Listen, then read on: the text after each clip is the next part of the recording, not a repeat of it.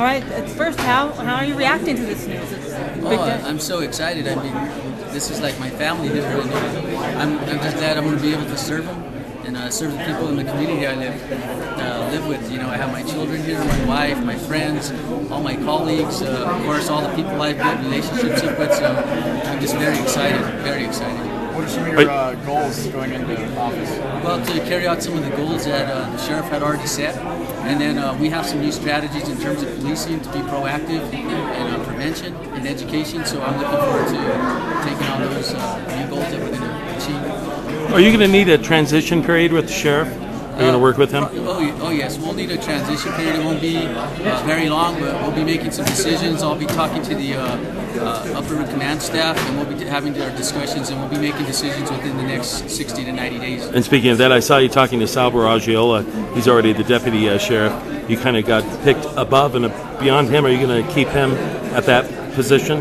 Well, you know what? I need to discuss things with the upper command right now and make those kind of huge decisions and have some consultation. And you know, I'm going to probably go through a process of the undersheriff. One of those decisions is to run or not for sheriff yourself. Are you already an announced candidate in the primary?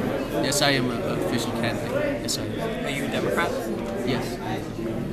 Can you tell us what you do in the sheriff's department, or what you did in the sheriff's department before you became sheriff? Well, I worked my way up from the line officer all the way up to upper command. Early on, I was in charge of the administrative section, and so I deal with all the budgetary things that go to the department right now, from the benefits to hiring to payroll, and pretty much all the procurement of all department items.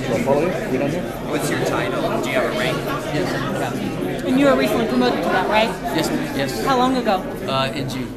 And you mentioned budget. That's something they said in there that you're going to have to work on for whoever the next sheriff will be. Yes. Does that seem like a daunting task, or is it something you already feel familiar with? I feel familiar with it. I talked to the commission in my interviews, and that's something we brought up, and I told them I'd work closely with them.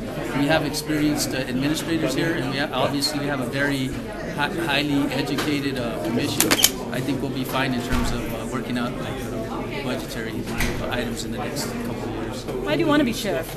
Well, again, for the love of my family, my children, I want to be a good role model. I'm involved in a lot of mentorship, like Big Brothers and Big Sisters. I want to be a good model for our community, and how better way to do it through your position, like calling in law enforcement. So I just love the people, so I want to do it for them. Will running as an incumbent give you a boost, a benefit? I've never run for office, but what I've been told is yes. So I would think from the people that I've talked to, I'd say that I would have an advantage. According to them, that's yet to be seen. Pronounce your name for us. Manuel Gonzales III. And what law enforcement prior to BCSO? No, I have 20 years actually in the sheriff's department with the sheriff's office. Born and raised here? Yes, I born and raised here. Where'd you go to high school?